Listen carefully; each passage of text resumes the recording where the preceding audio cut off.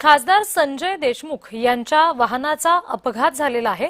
देशमुख यांच्या कारला टिप्परने धडक दिलेली आहे। यवतमाळ जिल्ह्यातील दिग्रस तालुक्यामधील साखरा गावाजवळ खासदार संजय देशमुख यांच्या वाहनाचा अपघात घडलेला आहे। संजय देशमुख हे वाशिम लोकसभा मतदारसंघाचे ठाकरे गटाचे खासदार आहेत।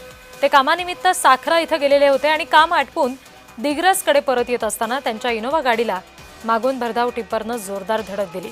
या वाहनामध्ये खासदार देशमुख यांच्यासह 4 जण प्रवास करत होते। सुदैवाने या अपघातात खासदार संजय देशमुख यांना कोणतीच इजा झाली नाही। ते आणि त्यांचे सगळे सहकारी सुखरूप आहेत।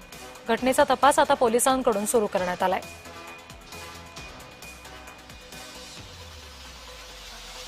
साखरा तालुका दिग्रस येथे माझ्या गाडीला भरधाव टिप्परने मागून धडक दिली।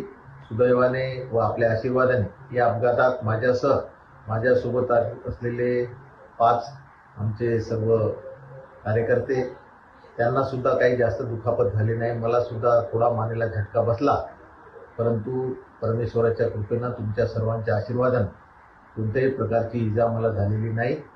उद्यापासून जनतेचे प्रश्न सोडवण्यासाठी आपल्या सेवेत मी हजर राहणार आहे।